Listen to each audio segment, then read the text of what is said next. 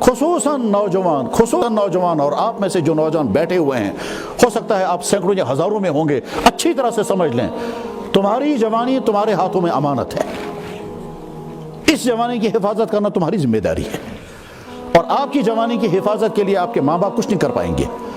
آپ کے استاد کچھ نہیں کر پائیں گے، آپ کا سماج کچھ نہیں کر پائے گا۔ آپ کو اپنی جوانی کی حفاظت کے لیے خود قدم اٹھانا ہے، اور جب جوانی کی حفاظت کرنی ہے تو مطلب اپنے ایمان، اپنے کردار، اپنی صحت، اپنی عادات کی حفاظت تمہیں کرنی ہوگی تو تم بچ سکو گے، ورنہ ایسا ہو سکتا ہے کہ تمہاری جوانی داغوں میں ڈوب گئی ہوگی اور آگے تمہاری فیملی لائف کامیاب نہیں ہوگی۔ پھر اللہ کے نبی علیہ السلام کو سب سے زیادہ فکر جس بات کا تھا وہ یہ کہ میری امت کے جوان بگڑنے نہیں چاہیے۔ آپ نے فرمایا کیف بکم ایھا الناس اذا طغى نساؤکم فسق، لوگوں اس وقت تمہارا کیا ہوگا جب تمہاری عورتیں بے قابو ہوں گے اور تمہارے نوجوان فاسق و فاجر ہو جائیں گے۔ لہذا میرے نوجوان بھائیوں اچھی طرح سے کان کھول کر کے سنیں اور اپنے دل میں لکھ کر کے رکھیں، اپنی ایمان کی بھی حفاظت کرنا، اور اگر کہیں کنفیوژن ہو جائے تو کسی اچھے عالم سے مل کر اپنا کنفیوژن دور کرنا۔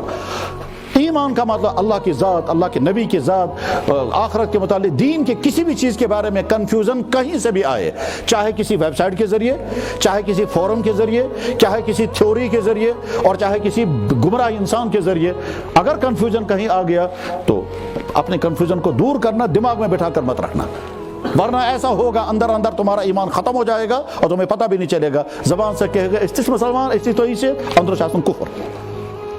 اپنے ایمان کی حفاظت، اس ایمان کی حفاظت کے لیے تمہیں ریسرچ کرنا پڑے، عالموں سے ملنا پڑے، سکالروں سے ملنا پڑے، ڈسکشن کرنا پڑے، مگر اپنے ایمان کو بچا لینا،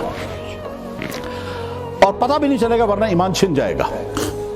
اس میں کچھ سکالر بھی بیچ میں آئیں گے کنفیوز کرنے والے، اس میں کچھ ویب سائٹیں کام کر رہی ہیں، اس میں ڈسکشن ہوتے ہیں ٹی ویوں پر، چینلوں پر، وہ ڈسکشن کا مقصد ہی ہوتا ہے ایمان والا کنفیوژن کا شکار ہونا چاہیے اور ایمان چھن جاتا ہے۔ تو ان سے اپنے آپ کو اسی طرح سے اپنے کردار کی حفاظت کرنی ہے، ڈرگ سے، فیشن سے، فضول خرچی سے، بدکاریوں سے، غلط ریلیشنز، غلط فرینڈشپ سے، چاہے وہ کسی کے ساتھ ہوں، اور اس کے ساتھ ساتھ میوزک اور ڈانس اور موبائل کی غلط یوزنگ، ان تمام چیزوں سے، اور یہ ساری چیزیں ہمارے دین نے حرام کی ہیں، اور اس لیے حرام کی ہیں کہ اس میں بے شمار نقصانات ہیں۔